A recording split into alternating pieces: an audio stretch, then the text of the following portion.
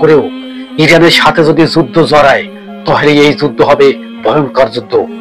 Iran কিন্তু পুরা পদত্যাগ নিয়ে রাখছে, যে কোনো মুহূর্তে ইসরায়েলের ঘাঁটির ভিতরে যুদ্ধ শুরু করবে এবং ইতিমধ্যে কিন্তু তার কার্যক্রম শুরু হয়ে গেছে। ইরানের প্রেসিডেন্ট আয়াতুল্লাহ খামেনি সে কিন্তু হুমকার দিচ্ছে, সে কিন্তু বলছে যে আমরা কিন্তু আবার যুদ্ধ শুরু করতে পারি। কেননা ইরানের প্রেসিডেন্ট তারা কিন্তু বলছে ইরানের বাহিনীকে সবাইকে সতর্ক থাকার জন্য বলছে ইসরায়েল ইরান যুদ্ধ, মহাযুদ্ধ, তৃতীয় বিশ্বযুদ্ধ দাঁড়ানো হয়ে গেলে ভয়াবহ অবস্থা হবে।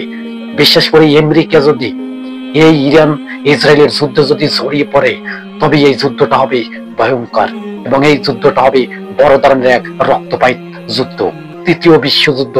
চতুর্দিকে গুনগান চলছে যে তৃতীয় বিশ্বযুদ্ধ কি শুরু হয়ে গেছে। আসলে তৃতীয় বিশ্বযুদ্ধ শুরু হয় নাই, হবে। ইরান ইসরায়েল থেকে কি তৃতীয় বিশ্বযুদ্ধ শুরু হয়ে যাবে?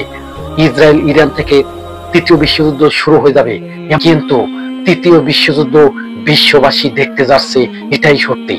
ইরানের প্রেসিডেন্ট আয়াতুল্লাহ খামেনি নিজের বাহিনীদেরকে সতর্ক থাকার জন্য বলছে এবং তেল আবিব তারাও কিন্তু তাদের বাহিনীদেরকে সতর্ক থাকার জন্য বলছে। আসলে এই যুদ্ধটা একবার ডোনাল্ড ট্রাম্প আমেরিকার প্রেসিডেন্ট সে কিন্তু যুদ্ধ বিরতি দিয়েছে, প্রতিদিনই যুদ্ধ বাড়তেই চলেছে, ক্ষেপণাস্ত্র কিন্তু নিক্ষেপ করা বন্ধ করে নাই, একে অপরের উপরে কিন্তু ক্ষেপণাস্ত্র ব্যবহার করছে এবং লক্ষ লক্ষ মিলিয়ন মিলিয়ন টাকা কিন্তু ধ্বংস হয়েছে ক্ষেপণাস্ত্রের আঘাতে।